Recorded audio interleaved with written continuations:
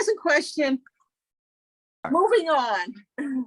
All right, Okay. folks, we're ready. Let's see It if we is can- Tuesday, February 1st. I'm in denial that it's already February.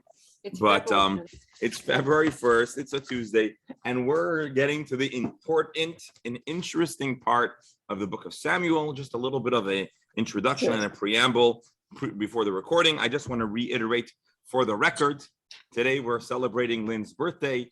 It was last week, Friday, right? Or Thursday? Friday. Mm-hmm. Friday, but only a little late. And we want to wish you a year of mazel and bracha and naches. And Barak should be healthy. Yes. And we'll also add in a good word for your neighbor, Richard. He should have a complete and speedy recovery, and send our love to Nancy. Yes, I will. That's that. And so now we're ready to get on with our program. And we've been reading the story of a man called Samuel. It is hard to say if there is any, or very few, if anyone, that was as influential to the Jewish people as this man called Samuel. Yes, Moses certainly was very influential.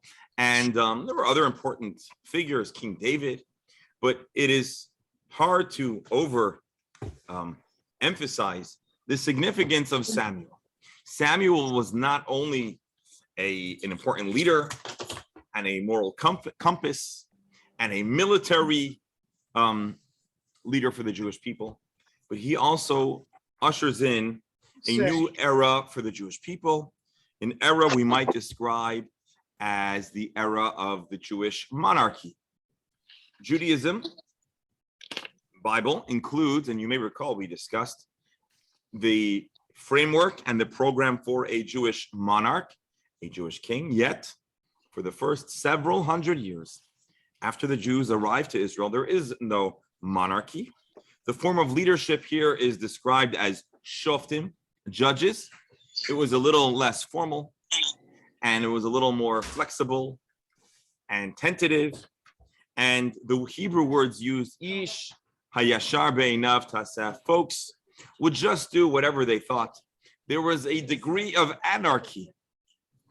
Which, if everyone has a single objective and they're trying to do the right thing, then anarchy or the lack of central leadership can work. But what's clear from the texts, the books we've read, the book of Judges, and now the book of Samuel, it's clear that we need a stronger form of leadership.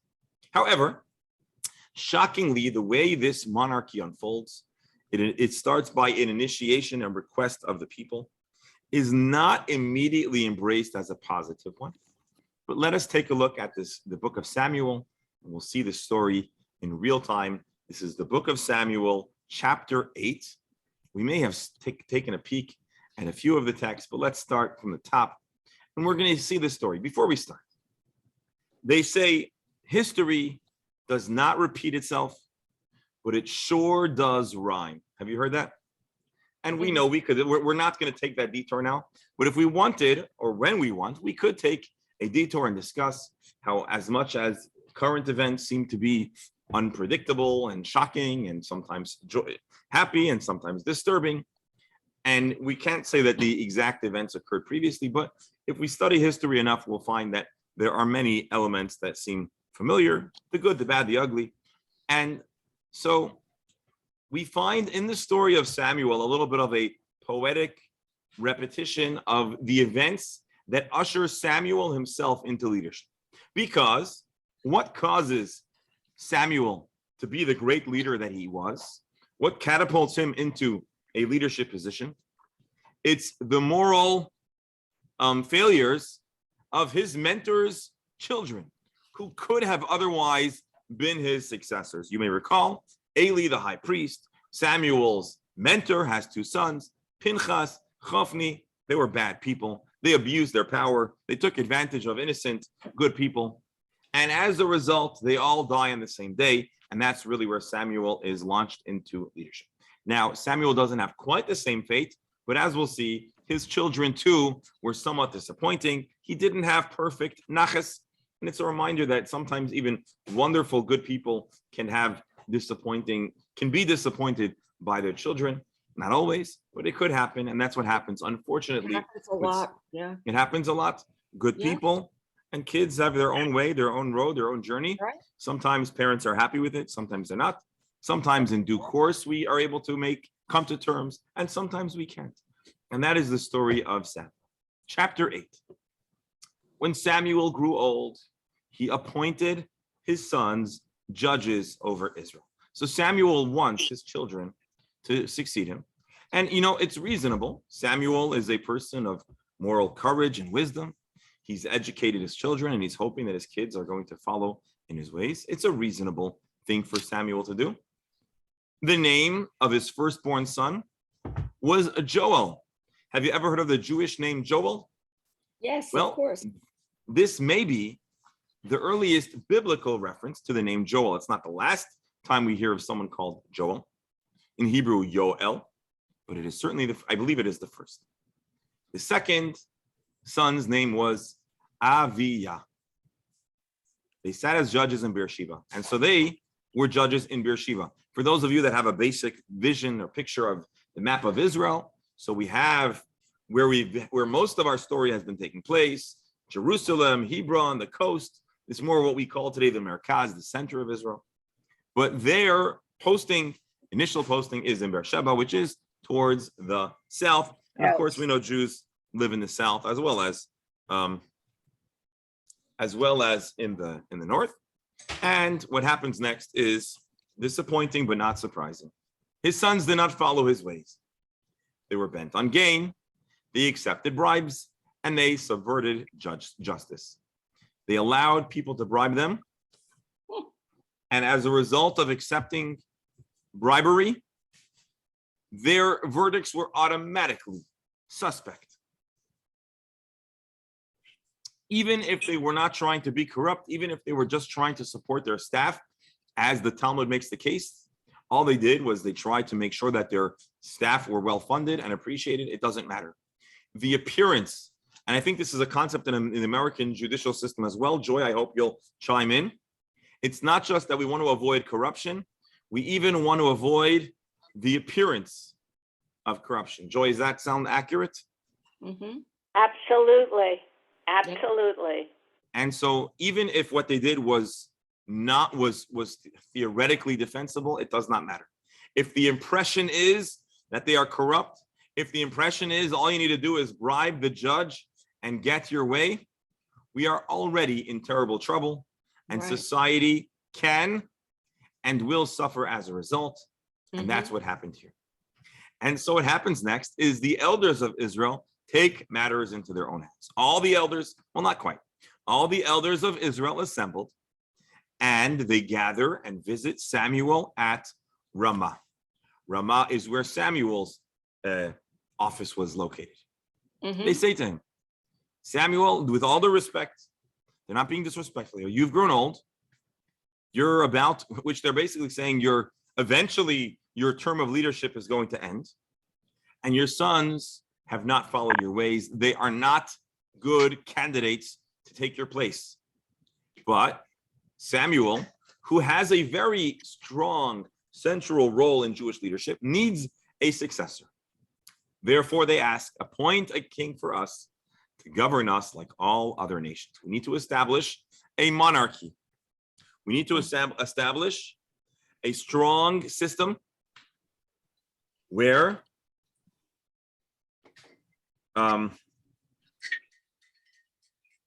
we need to establish a strong system of leadership so that there'll be law and order, and also honor. A monarchy, although usually the average subject's experience is that the monarchy takes from them, but a monarch, a king, if they do the job right, can also organize and represent a nation for self-defense and matters of international affairs. And so they ask to have a king to be governed like every other nation. And almost every other nation at the time did have a centralized or a monarch. How did Samuel react to this? Samuel was displeased that they said, give us a king to govern us. They weren't thrilled. Samuel, however, he doesn't know what to do. He knows one thing. The Jewish people have managed for over 400 years without a king, without a monarch. That he knows. And Samuel is not keen on changing the whole political structure and system because a few nudniks don't like his kids. But Samuel is not going to say no, so he consults with God, with the Lord. And Hashem tells him, heed the demand of the people. Listen in everything they say to you. They made a request, consider it, and please deliver it. Now, Samuel, if you feel rejected, it is not you they've rejected. It's me they have rejected as their king. That's a strong word. So the Bible is saying that God was saying that the Jewish people, it was not personal to Samuel, but they were rejecting God. Here's what I understand. Prior to this moment, the leaders were prophets. And so in a sense, there was the role of a prophet was not listen to me. The role of the prophet was interpreting the Bible, interpreting Jewish tradition, the Jewish faith, and consulting with God. A monarch gets a whole lot more latitude to make independent decisions. And so God is saying, the Bible is conveying, that the people wanted to have a person to make the calls. They didn't want to have a society that was rigidly bound by the direct messages conveyed by God to the people. That's the gist of what we're reading over here. Ultimately, God says, Samuel, it's not against you. Facilitate this process. But now we're going to get a little bit more of a complaint. We're going to get a little bit more of criticism for the Jewish people. Like everything else they have done ever since I brought them out of Egypt to this day. Forsaking me, worshiping other gods, so they are doing to you. Samuel, don't take this personal. I feel this experience too. God is saying the Jewish people are not always keen to listening and following advice. Heed their demand, but warn them solemnly. Tell them about the practices of any king who will rule over them. You know, sometimes something sounds very romantic and poetic from a distance, but when you actually have to put up with it day to day, it becomes a little less pleasant. Yes, well, but Rabbi, how would Samuel know how to tell the people what it's like to have a king?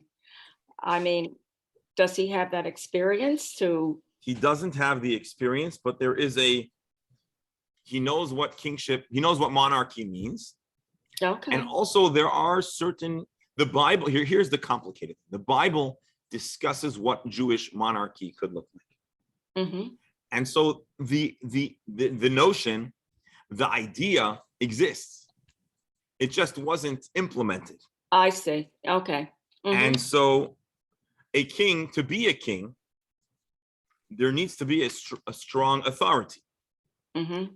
The king is able to, and we're going to see soon, a king can make demands, a king can levy taxes, a king can recruit by force young men into an army, mm-hmm. and other things.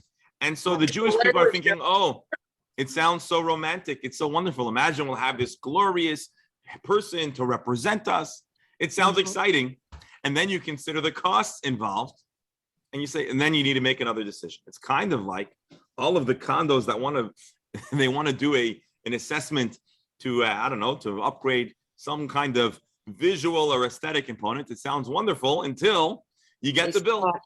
Mm-hmm. Until you get the bill, or you have to put up with the construction. But and so Rabbi, that's essential. Weren't there a series of kings or not yet? No kings yet. There have been leaders, judges. No, I know there hasn't been a king yet, but don't we go through a number of kings, or is that in the book of Kings? We're going to meet the first king, then the second king. We're going to become there are a number of kings. Okay. Yes, it happens. We're going to be very well versed in the story of the kings. Okay. But we haven't yet met any of them. Okay. But now we're at the point of the request. They ask God for a king. They ask Samuel for a king. Samuel is a little disappointed. He's disappointed in a few regards. First of all, it sounds like a little bit of a rejection of his life of devotion. And in addition to that, he feels like it's a rejection of certain values and a certain way of life that the Jewish people have endured. Do you mind answering? It's Rose Weiss's son. And God says, yeah, in truth, the Jewish people are being a little immature. It's a little bit reflective of this recurring theme where the Jewish people don't sufficiently appreciate God's word, his instructions. And so if they, and this is part of that same theme where the Jewish people are not appreciating what they have. They want something else. They want something different. And it's human nature, to be quite honest, where people usually want what they say, the grass is greener on the other side. And so the Jewish people are sitting in Israel and they're having their lifestyle and they're saying, oh, our neighbors all have kings and that's so cool. And they didn't consider that there's a cost to having a king. And so let's see what happens next. Do you notice I fixed it? I'm sorry? I fixed Oh, you fixed it. You fixed it. Mazel tov. I can see you, Sheila. Mazel tov. Sorry. Mazel tov. Okay, I'm good. Good to have you 100%. Yes, I feel, yeah. All right, so Samuel reported the words of the Lord to the people who are asking for a king. So now Samuel says, okay, guys, you'll get what you ask, but make sure you realize what you are in for. And then he said, okay, listen up. This will be the practice of the king who will rule over you.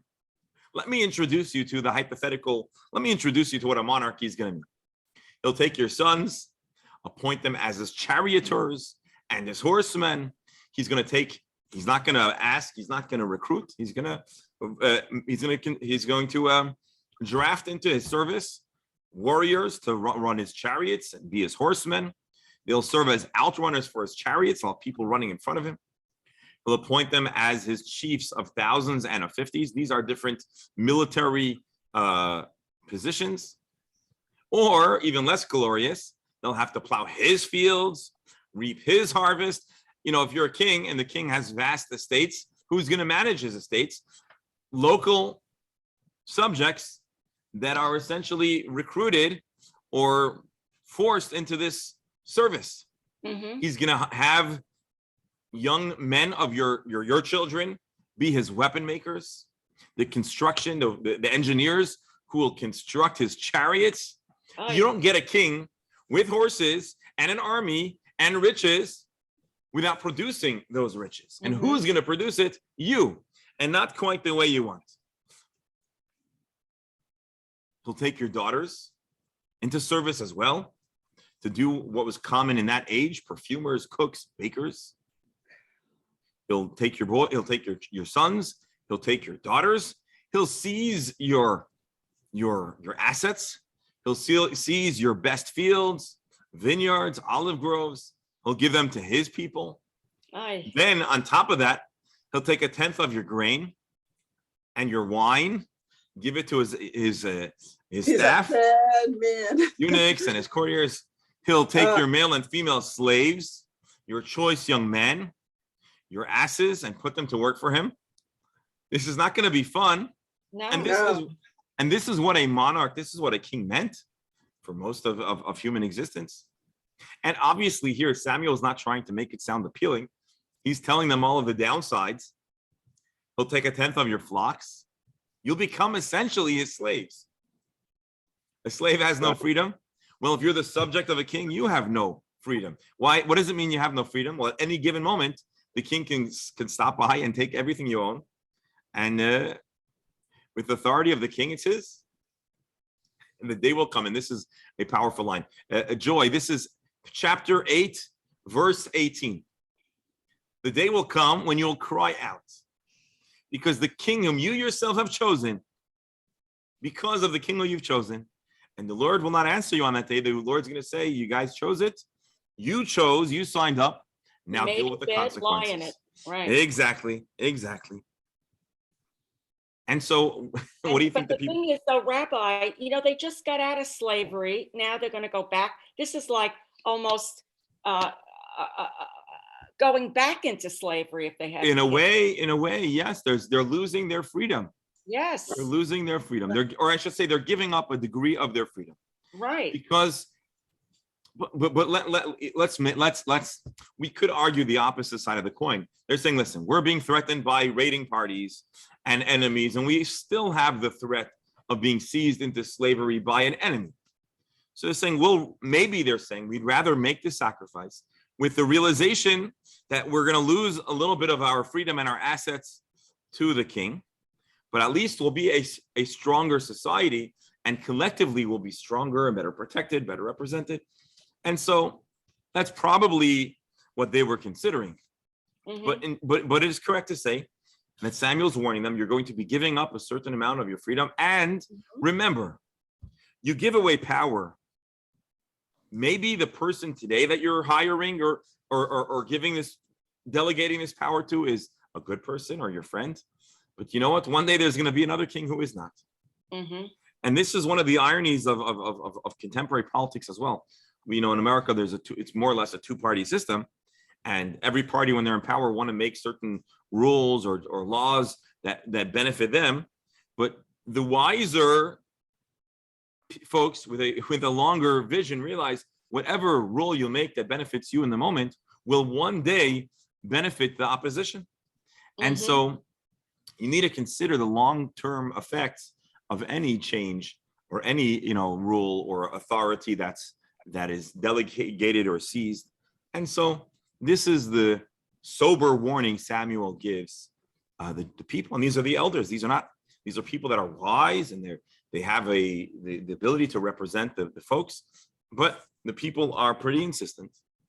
The people would not listen to Samuel's warning. No, they said, we must have a king over us. We want our king. It sounds like they're having a temper tantrum. We want our king, and we need our king. And again, in their defense, they don't know what the leadership is going to look like without a king. But on the flip side, who said the king's going to look so wonderful? Rabbi, I have a question. Yes. I'm sorry, I have a question. I don't mean to interrupt you. Please. How many years have gone by since the Jews were freed from Egypt? How many years is this? Approximately. Yeah. Between 400 and 500 years. Okay. Wow. Thank you. So a lot of time has passed. Might have forgotten. Okay, a lot of time has passed. Okay. A lot of time has passed. It's not like these are the kids or the grandkids. We're talking, let's be honest, what does our collective or family memory remember back 500 years? 500 years ago, we don't even know where our ancestors lived. Exactly. They probably were in Russia or Poland or Germany or France or Turkey or Morocco. They were somewhere, but we don't know where they were. Right. And so it's a lot of time. Now, thank you. Conversely, the Jewish society then was in Israel continuously. So it's likely that they had a better sense of their common history, but still 500, 400 years, it's a lot of time. I don't know the name of an ancestor that lived 400 years ago. Right. That's right. And so it's going a far way back. Thank you. Okay. Rabbi? Yes. Now this you can learn your ancestry. When they look that up, how far can they actually go back? They say they find their family roots. How far do you think they can reach back? It depends on many, many factors, including DNA and who preserves family trees, and if there was a famous ancestor that's within that because sometimes people have a grandfather who was the great grandson of a famous person. So if you could just trace yourself up to that person, then you can surf along whatever additional research exists. So it really, really varies. I would say the average person could know between 4 generations back, which is the minimum. Many people, our parents or grandparents were immigrants, and they didn't necessarily bring over a lot of information. Well, if in the city of origin there were good records, we could find those records. But many places in Europe where the Nazis absolutely devastated the people and their records, or if they were bombed even by the Allies sometimes. So sometimes you have no information. Even the cemeteries were plowed over. Correct. And stones were removed and repurposed, and many of the stones also are illegible. So it's not so simple. So let's see what the Jews do. And so the people would not listen to Samuel's warning. They said, no, we want a king, that we may be like all the other nations. We want to have equal standing among other nations. Let our king rule over us. Go out at our head and fight our battles. We want someone that's going to represent us and bring us some covet Bring us some honor. Samuel heard all that the people said. He reported it to the Lord. And so essentially from verse 1 till 21, it's been a back and forth negotiation, if you will. Samuel's kids are corrupt. The elders realize they need to figure out what the next step of leadership is. This haphazard arrival of judges just in the nick of time after the Jewish people have been suffering spiritually and politically and militarily is not working, and they want a long-term fix. The elders believe that a monarchy with its stronger and more centralized leadership will help the Jewish people in the region and with prestige and esteem. And that's what they asked Samuel. Samuel says, hey, God, I don't like the idea, but what do you think? Hashem says, give it to them, but make sure they sign the waiver. Make sure they read the fine print. And in the fine print, we have all of the costs and all of the liabilities and all of the troubles that could unfold as a result of a king, of a monarch. And they say, listen, we understand the risks. We accept them because the alternative to them is unacceptable. That's essentially what we've discussed thus far. The Lord says to Samuel, heed their demand and appoint a king for them. Samuel then said to the men of Israel, all of you go home. Okay, guys, go home. Off you go. Remember, they all gathered to meet Samuel. They made their demands. Samuel communes with God. He gives a message. So now it's time to go home. That's what they do. And now we're going to talk about the appointment of the very first monarch of the Jewish people, of the Hebrews. And Rabbi, yes, I'm sorry. No worries. If they've never had a king, how do they know who to appoint? So God and Samuel are going to take care of that part of the process. Okay. Mm-hmm. And so it's not like God is being cut out of the picture. It's not like Samuel is being cut out of the picture. They are the ones that are going to nominate the king. So they're going to choose a king. Now, in the process, we're going to learn a few very important lessons. We're going to learn about the ideal character traits that the Jewish people seek for a king. We're also going to learn about the extreme frailty of people and how even great people can disappoint when placed into situations they've never been. And so I'm going to give you a spoiler alert. They appoint, God and Samuel, a really special person of refined character, and we're going to see all the descriptions. But after a period of time, the pressures of leadership, we're also going to find out that he did things that are very disappointing. And so, in a sense, this is a continuation of the theme of the Bible, not sugarcoating, but introducing to us the strengths, the weaknesses, the highlights and the low points for the Jewish people as they navigate existence and they learn about different experiences and different forms of government and different forms of leadership. And so this next chapter is going to be very interesting. Chapter 8 is the demand and the negotiation for a king. Chapter 9 is going to be who is the king, what his characteristics are, and let's take it from here. So this is a very interesting, a very central story in the Bible and the story of the Jewish people. And this is the beginning of a several 100-year era till the fall, where we're going to find out after the kings of the construction of a temple, and several hundred years ago, the destruction of the temple. And throughout this next period of 400 plus years, I would say closer to 500 years, the kings, the monarchs, are going to be a consistent part of the story. And so here we go. Welcome. I don't see the screen anymore. I don't know if I'm supposed to. Hold on. Let me share the screen again. Yeah. Now let me know if you see it. You see it now? Yes, thank you. Okay, good.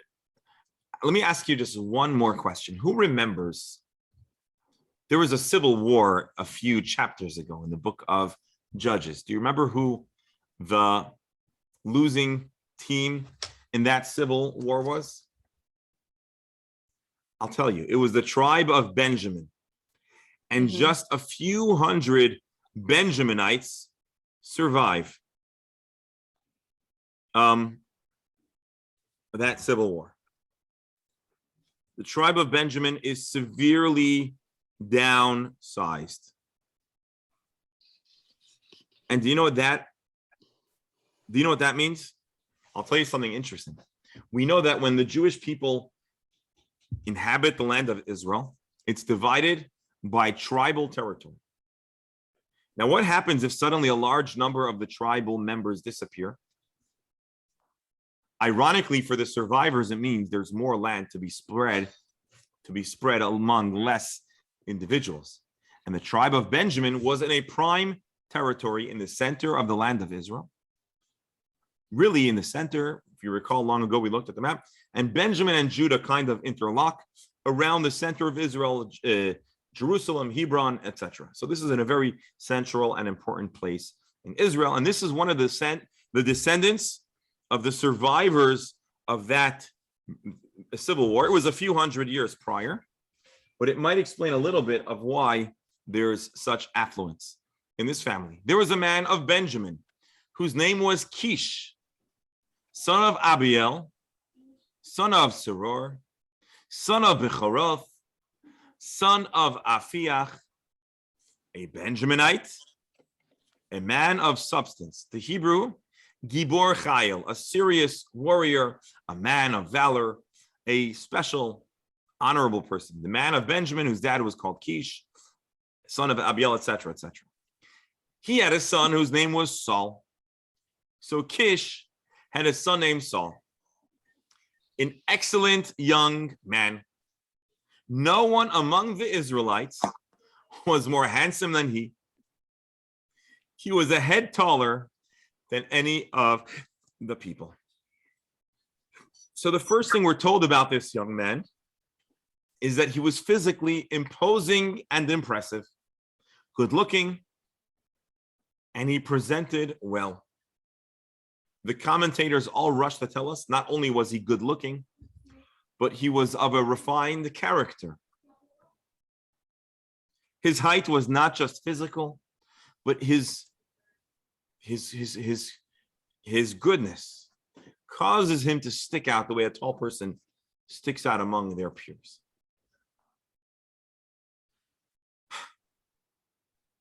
And the story, and eventually the person that becomes the monarch, is this guy named Saul, son of Kish. So Saul, from the Kish family, a wealthy family, he was excellent in his mannerisms and his behavior, in his appearance, and in his moral character. Once the asses of Saul's father Kish went astray.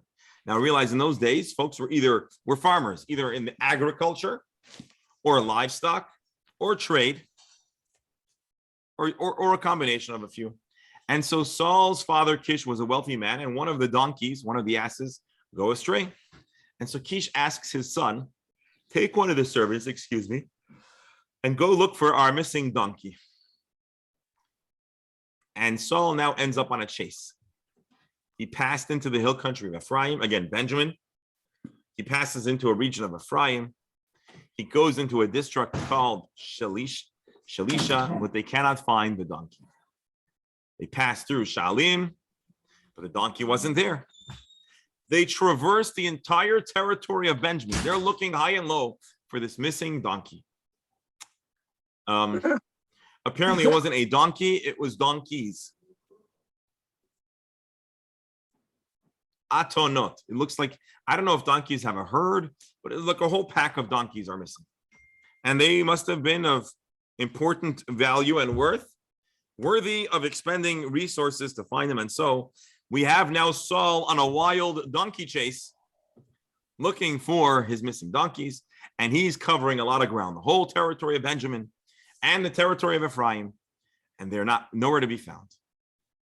They then reach an area called Zuf or Tzuf, and Saul tells his servant, all right, it's time to turn back, or my father is going to stop worrying about the donkeys and start worrying about us. Very poetic in Hebrew. He's going to stop worrying about the donkeys because he's going to have a bigger problem on his hands. His son and staff are missing. And thankfully, Saul's father was a good enough father to care more about his kid than his assets.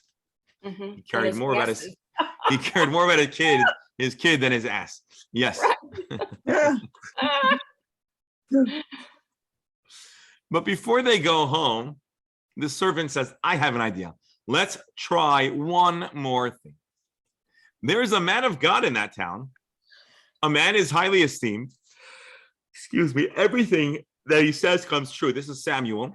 Yeah. Let's go there and maybe he'll teach us about where the donkeys are. Mhm. And why maybe he'll tell us the mystery of why we needed to go on this wild ass chase Mhm. to find the donkeys. But Saul says, hold on, if we go, you got to give him a gift. We got to give him something. You can't just ask. We don't want to be users. If we're going to ask for his insight, we have to give him something. Now we know that Samuel was not a person who took bribery or gifts. That's right. But Saul never met Samuel. He just has a reputation. Mm-hmm. And what can we bring him? Our food is gone. There's nothing to bring as a present. What do we have? So the servant says, I happen to have a quarter shekel of silver. Got a little gold. I can give that to the man of God, and he'll tell us of our errand. He'll tell us where we need to go to find the donkeys.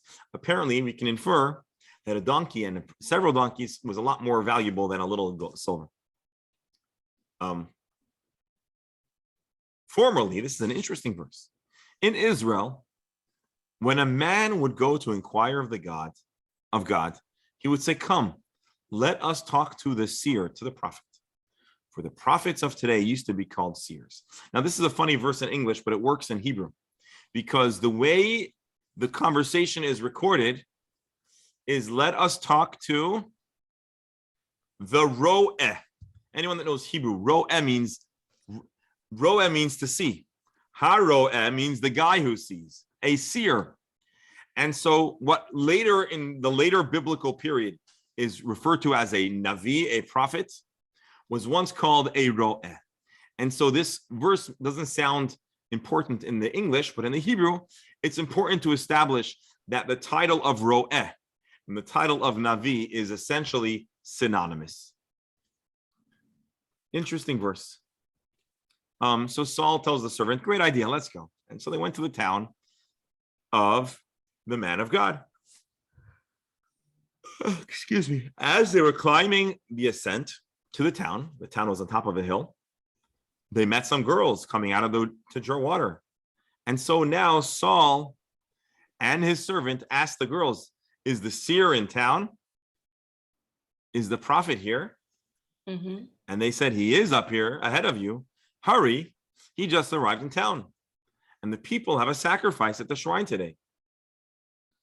As soon as you enter the town, you'll find him.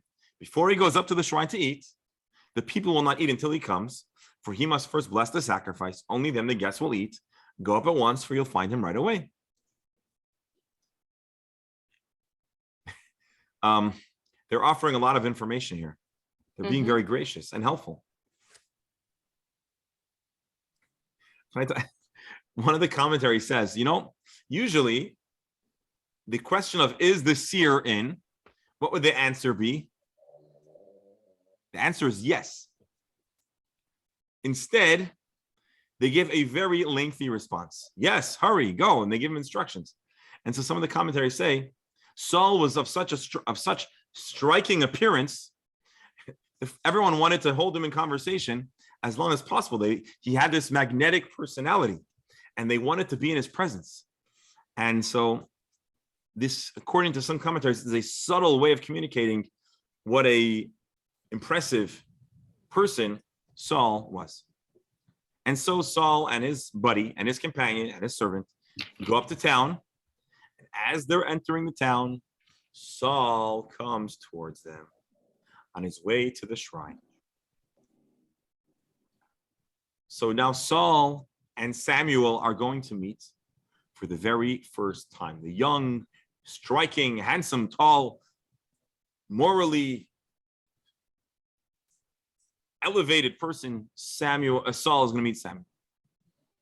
Now, this is an interesting introduction here. Now, the day before Saul came, the Lord told the following to Samuel. So realize we started off, and we've done this before. The position, the camera, the scene has all been Saul's wandering. and his decision to find out, to talk to the seer, to find out where his donkey is, and his encounter of these girls, and his ascent. Now the cameras switch, and now we're going to find out what Samuel knew going into this. So Samuel already was expecting this, because God told Samuel, at this time tomorrow, I'm going to send a man to you from the territory of Benjamin, and you shall appoint him ruler of my people Israel. So Samuel knows he's going to meet this striking man from the Benjamin tribe, and he is the first contestant, the first contender for the monarchy. And he'll deliver my people from the hands of the Philistines, for I have taken note of my people. Their outcry has come to me.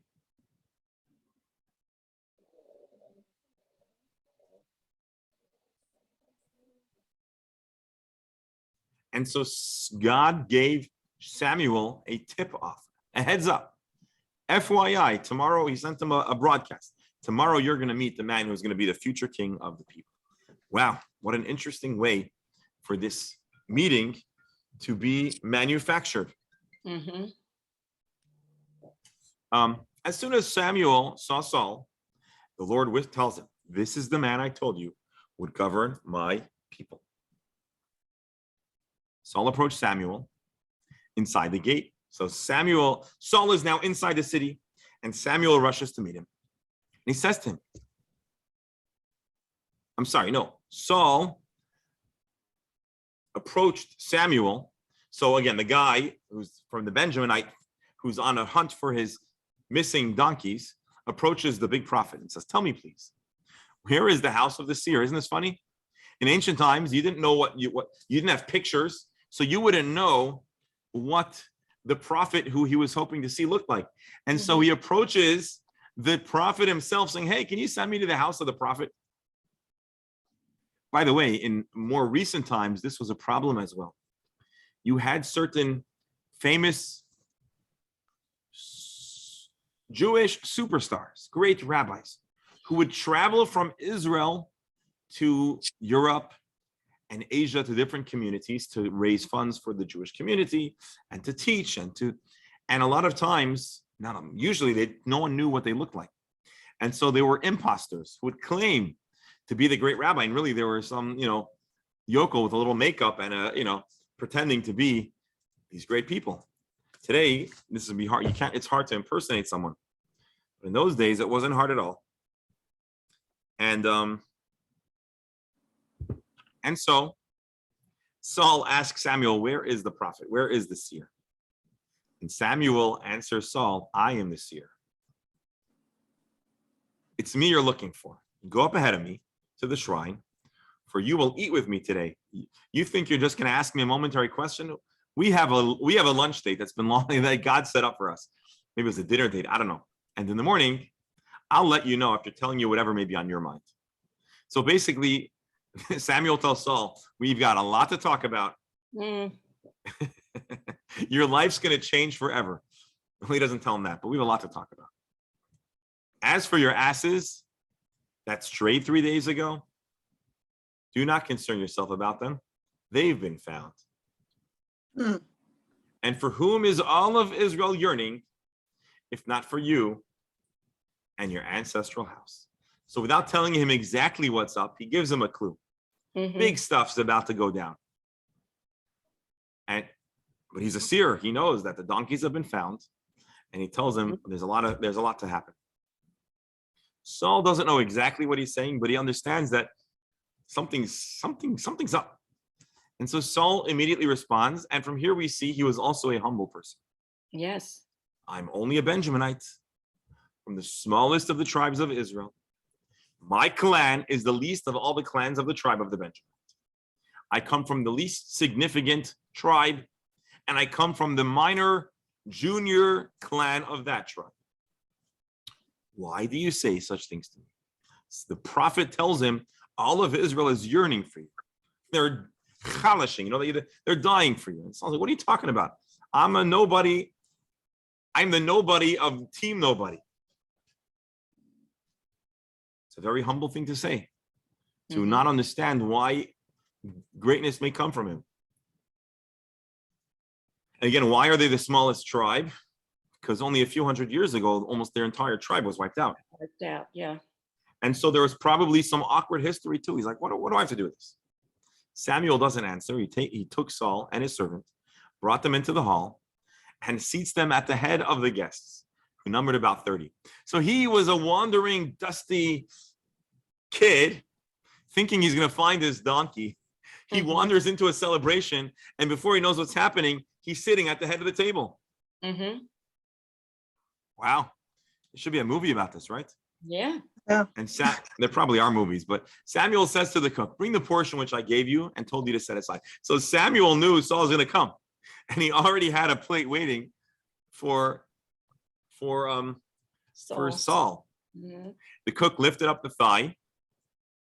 The thigh, we're talking about a big chunk of, the cut of meat, and what was on it, and set it before Saul. Apparently, the meat from the thigh was considered a high quality cut. Back then, maybe today too, but certainly then, it was a desirable cut of meat.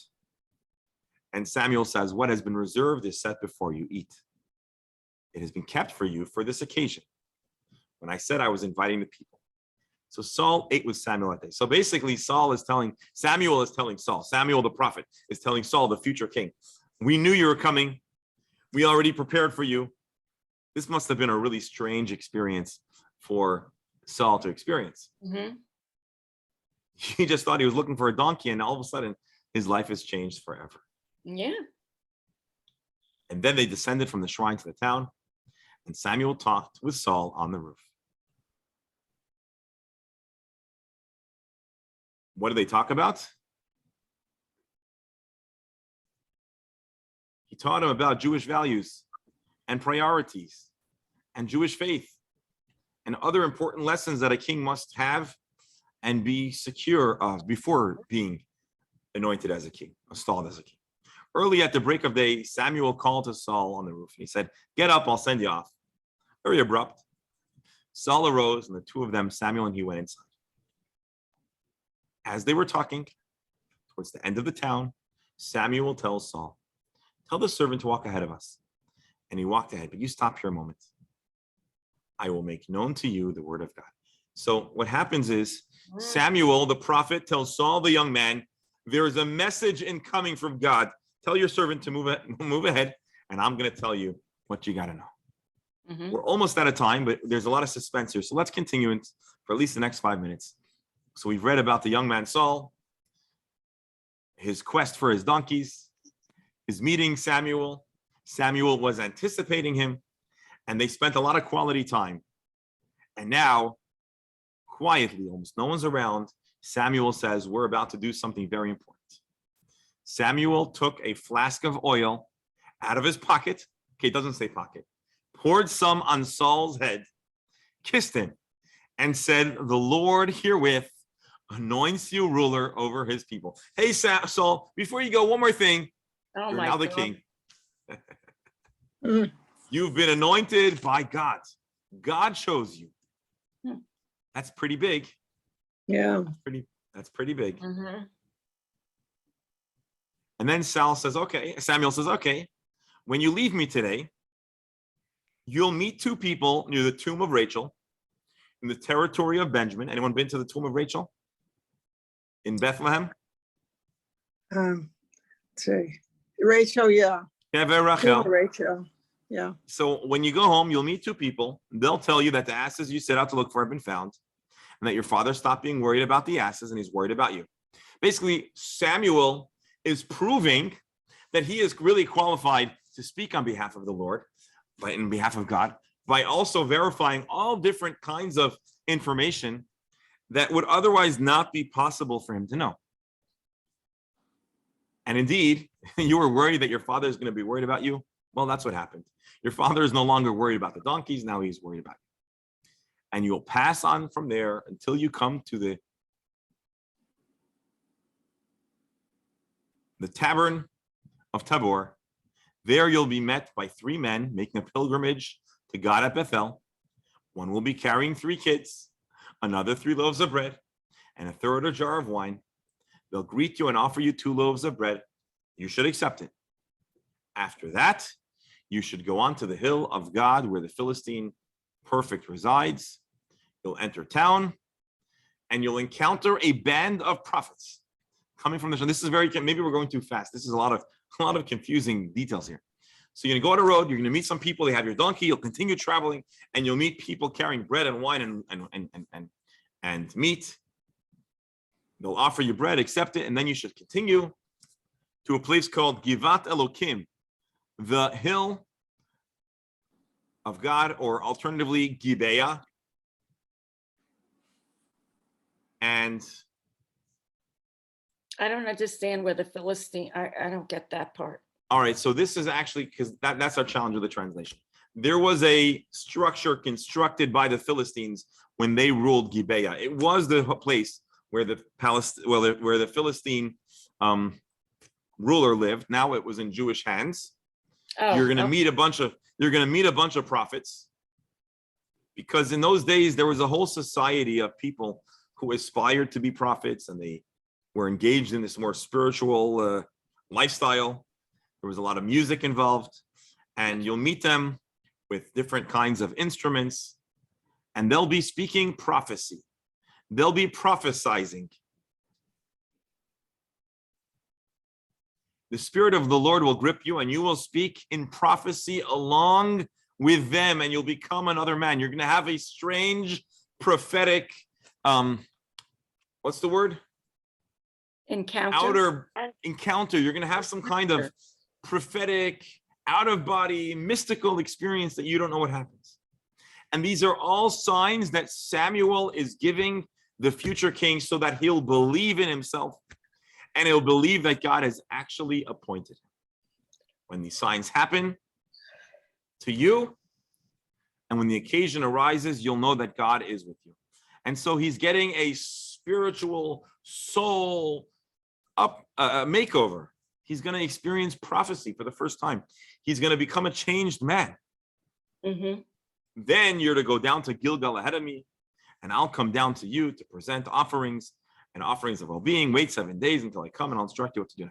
So basically, Samuel is going through a prolonged series of steps intended to initiate him into the art of spiritual communion with God, to also prove to him that he is truly chosen and that he's not part of some elaborate prank or hoax. And then after all of this, he'll be ready to be installed in a more formal program, in a more formal ceremony in a place called Gilgal, which you may recall was not far from the Jordan River, which is quite close to where the Jewish people originally arrived in Israel. And it remains an important place for moments of great historic significance, such as the installation of a new king. We have to stop here. I know we're in the middle of the action. Okay, Saul doesn't really know that he's going to be a king, does he? I think at this point he does. Oh, he does? Okay. He does, because he was anointed or installed in a private ceremony. But there's going to be a very public moment installing him, and that's what we're building up to, a public installation as king. We'll really briefly, Saul turned to leave. God gave him another heart. He had some kind of renewed persona, a certain greater strength and fortitude, and I don't know exactly, I didn't experience it, so I can only tell you what it says here. God gave him another heart, and all those signs happened the same day. The same day, he was traveling, he found his donkeys, then he met those people, and then he met the prophets. And so now he has all of the indications that it's real. And then he came to a place called Gibeah, and he saw a band of prophets, and he experiences the Spirit of God, a prophetic spirit. And he spoke in a prophetic manner. And the prophets saw him and like, hey, what are you doing? You don't know how to do this. All those who knew him previously saw him speaking in a prophetic manner. People said, what happened to you, son of Kish? Did you become a prophet? We don't know you as a prophet. And we're going to stop here. Basically, he has some challenge, and it's ultimately things are are clarified. And the long story short, which we'll see, God willing, next week, is he becomes a king, and we'll hear the story of that initial process. So he was My the dear first friends. king. Yeah. Sorry, go ahead. What a interesting and chaotic, fast-paced session we had today. Going on a journey with Saul as he meets Samuel and finds out that his destiny, his mission in life, and his family are forever changed as he's appointed to be the first king, the first monarch of the Jewish people. To find out what it was like on his first day at the job, please tune in next week, same time, same link. Okay. And thank We'll you all. be Let's here. end off with a toast to our birthday girl. Thank Yeah. you. Prayerful Happy wishes for good birthday, health Lynn. for Thank everyone, you. and only And happy no more occasions. sorrows, only good things from now Only on. good things now. Only good things. We wish you good things. Thank you. Yes, Thank you, yes, yes. everybody. All right, take care. Thank you. Bye. Take care. Bye, Rabbi. Enjoy. Sherry. Bye-bye.